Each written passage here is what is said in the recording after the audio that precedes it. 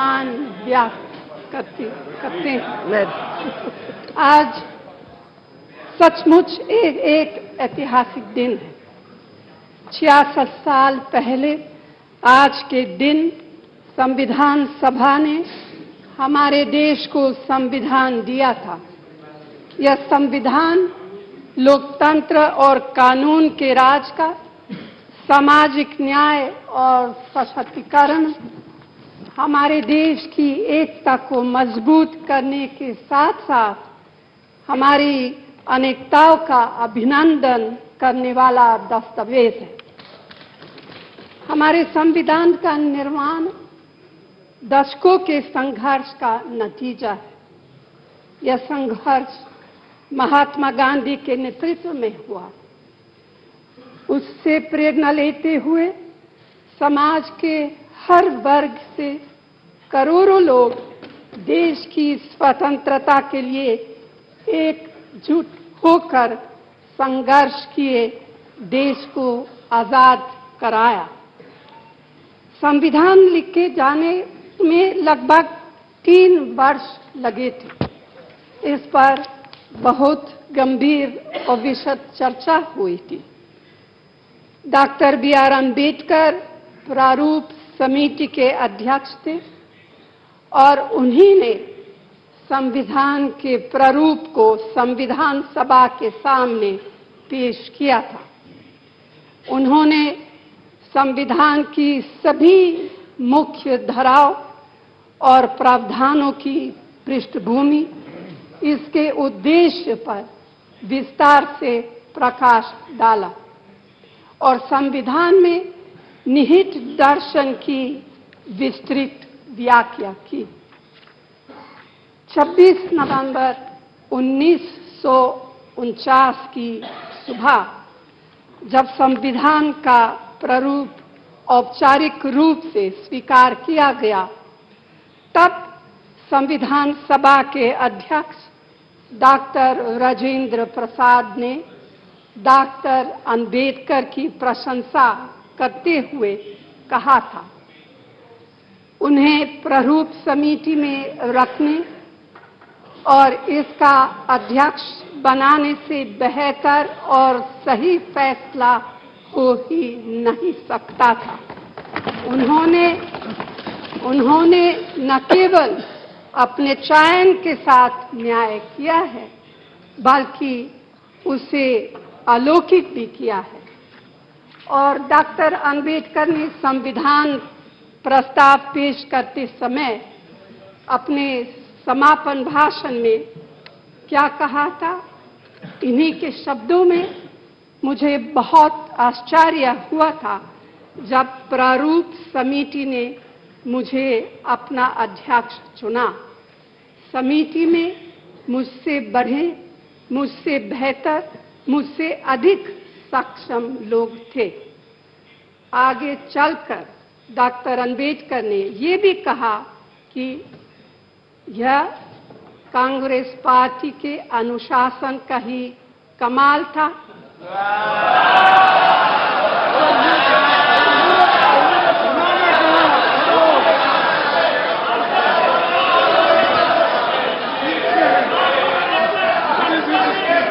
कि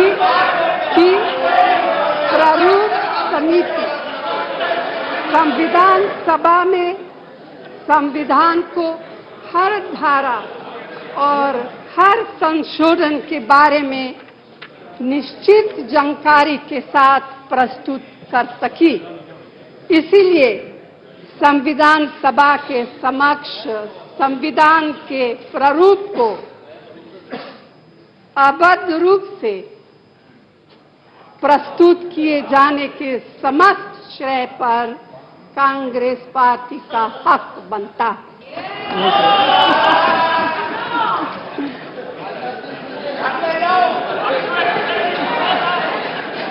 प्लीज ये हिस्ट्री है, इतिहास है। क्या कुछ आपत्ति है?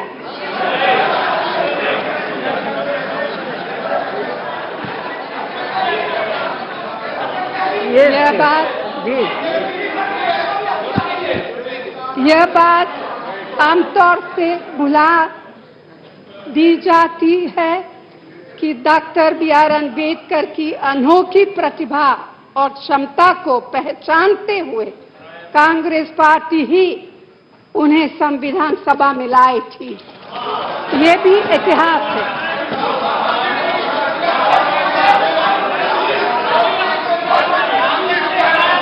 इतिहास है। Please, nothing will go on record.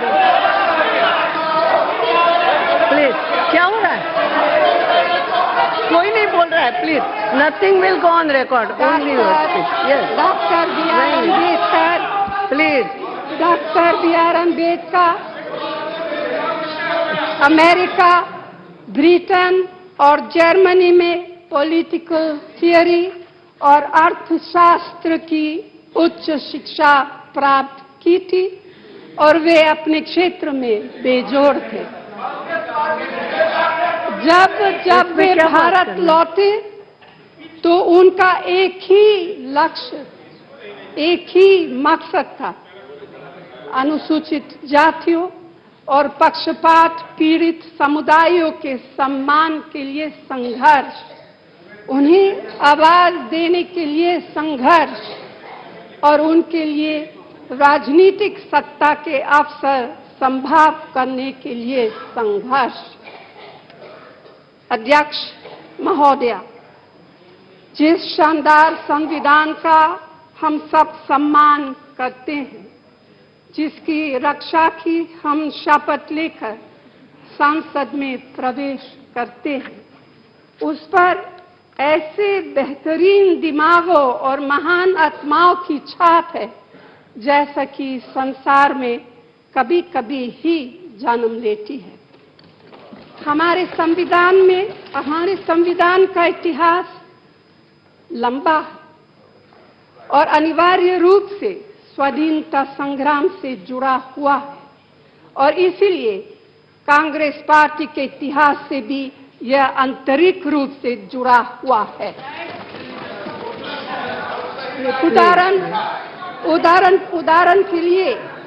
उदाहरण के लिए मार्च 1931 में अखिल भारतीय कांग्रेस समिति के कराची अधिवेशन में जवाहरलाल नेहरू ने मूलभूत अधिकारों और आर्थिक नीति से संबंधित प्रस्ताव तैयार करके उसे पारित कराया था। हमारे संविधान में खासकर सामाजिक न्याय और महिला समानता संबंधी प्रावधानों में इस प्रस्ताव का व्यापक प्रभाव स्पष्ट रूप से देखा जा सकता है। संविधान सभा को कदम कदम पर ऐसे 4 लोगों का मार्गदर्शन मिला जिनकी व्यापक प्रतिष्ठा थी और जिन्हें सभी का आदर प्राप्त था। ये थे जवाहरलाल नेहरू, सरदार पटेल, डॉक्टर राजेंद्र प्रसाद और मौलाना आजाद। संविधान सभा की 8 प्रमुख समितियां थी। इनके अध्यक्ष या तो नेहरू थे, या तो सरदार पटेल, या तो फिर डॉक्टर राजेंद्र प्रसाद थे। मौलाना आजाद इनमें से 5 समितियों के प्रमुख सदस्य थे। 13 दिसंबर 1946 को संविधान सभा में ही जवाहरलाल नेहरू द्वारा प्रस्तुत उद्देश्य प्रस्तुत ऑब्जेक्टिव रेजोल्यूशन ने संविधान की प्रस्तावना का रूप लिया। संविधान अद्भुत रूप से लचीला साबित हुआ है। इसमें 100 से अधिक संशोधन हो चुके हैं, जिनमें से अधिकांश बदलती परिस्थितियों और उभरती चुनौतियों के नतीजे रहे। लेकिन यह निर्विवाद है कि संविधान ने हमारे समाज के कमजोर तबकों को भागीदारी और गौरव का एहसास दिया है। यह निर्विवाद है कि हमारे संविधान में सेक्युलर मूल्यों का समावेश है और ये भी निर्विवाद है कि संविधान ने हमारे लोकतंत्र का को अधिक रिप्रेजेंटेटिव और शासन को अधिक जवाबदेह बनाया है। लेकिन हमें डॉक्टर अंबेडकर की चेतावनी नहीं भूलनी चाहिए जब उन्होंने कहा, उन्हीं के शब्दों में, कोई संविधान कितना भी अच्छा क्यों ना हो, यदि उसे लागू करने वाले लोग बुरे निकले, प्लीज हम दोनों के लिए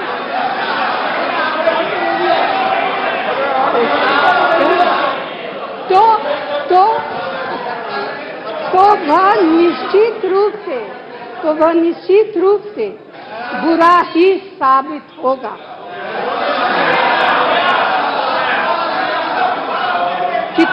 कितना भी बुरा संविधान क्यों ना हो, यदि उसे लागू करने वाले अच्छे हुए तो वह अच्छा भी साबित होगा। संविधान का व्यवहारिक अमल केवल संविधान की अपनी प्रकृति पर ही निर्भर नहीं करता। अध्यक्ष महोदय, संविधान की भावना का भी उतना ही महत्व है जितना कि इसके शब्दों का। जैसा कि स्वयं डॉक्टर बी.आर. अम्बेडकर ने इशारा किया था कि अपने सामाजिक और आर्थिक लक्ष्य प्राप्त करने के लिए संवैधानिक तौर तरीकों का कोई विकल्प नहीं हो सकता। अध्यक्ष महोदय, आज एक खुशी का दिन है, लेकिन दुख का भी है। दुख इसीलिए है कि संविधान के जिन आदर्शों और सिद्धांतों ने हमें दशकों से प्रेरित किया है, आज उन पर खतरा मंडरा रहा है। उन पर जानबूझकर हमला हो रहा है। हमने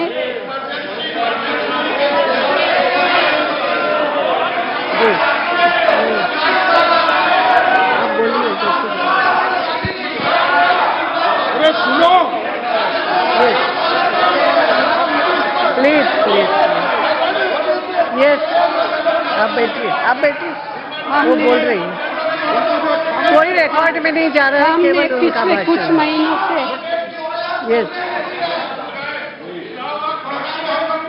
हमने पिछले कुछ महीनों से जो कुछ भी देखा है वो पूरी तरह से उन मूल्यों के खिलाफ है जिसको संविधान द्वारा सुनिश्चित किया गया है। जिन लोगों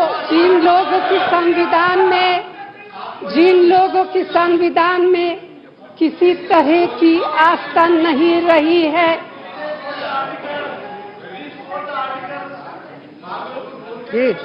न इसके निर्माण में जिनकी कोई भूमिका रही है, वो आज इसका नाम जप रहे हैं, वो आज इसके अगुवा बनना चाहते हैं, वो आज संविधान के प्रति वचनबद्धता पर बहस कर रहे हैं। अध्यक्ष महोदय, इससे बड़ा मजाक और क्या हो सकता है? अध्यक्ष महोदय, अंत में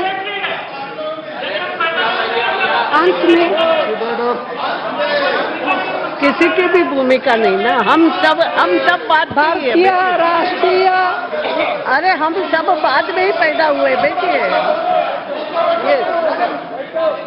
ये अंत में भारतीय राष्ट्रीय कांग्रेस की तरफ से मैं doctor B R. Ambedkar Jawaharlal Nehru, Sardar Patel, doctor Rajendra Prasad, Maulana Azad और संविधान सभा के सभी सदस्यों को नमन करना चाहती हूँ, सलाम करना चाहती हूँ,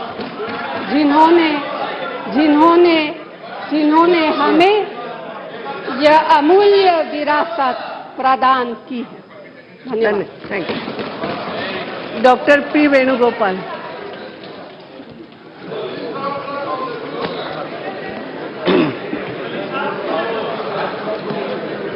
थैंक यू मैडम स्पीकर। तो सोनिया गांधी ने मोदी सरकार पर बड़ा हमला बोला है। संविधान के जिन आदर्श और सिद्धांतों ने प्रेरित किया उन पर आज खतरा है, उन पर आज हमला हो रहा है। पिछले कुछ महीनों से जो हमने देखा वो पूरी तरह से संविधान के मूल्यों के खिलाफ जाता है। सोनिया गांधी ने मोदी सरकार पर बड़ा हमला बोलते हुए ये भी कहा कि जिन लोगों की कोई भूमिका संविधान को बनाने में नहीं रही वो आज चर्चा कर रहे हैं। इस पर हैरानी हो रही है। ये सोनिया गांधी ने कहा कि जिन लोगों की भूमिका नहीं रही, जिनका संविधान बनाने में कोई योगदान नहीं रहा, वो आज चर्चा कर रहे हैं। जिनकी संविधान में आस्था नहीं वो आज माला जप रहे हैं, वो आज चर्चा करवा रहे हैं। साथ ही साथ सोनिया गांधी ने यह भी कहा कि संविधान के जिन आदर्श और सिद्धांतों ने हम सबको प्रेरित किया है उन पर आज खतरा मंडरा रहा है, उन पर आज हमला हो रहा है और इसके लिए सरकार को जिम्मेदार ठहराया है। सोनिया गांधी ने इशारों ही इशारों में यह भी कहा कि पिछले कुछ महीनों से जो हालात हमने देखे हैं, जो वाकये हमने देखे हैं, वो पूरी तरह से संविधान के मूल्यों के खिलाफ जाते हैं। तो सीधे तौर पर ये जो शब्द थे ये मोदी सरकार पर हमला था सोनिया गांधी की तरफ से। बड़ी खबर पर नजर लगातार बनी हुई है। संविधान दिवस के मौके पर इस वक्त लोकसभा में चर्चा चल रही है। आपको ले चलेंगे, अभी एक ब्रेक के लिए रुक रहे हैं।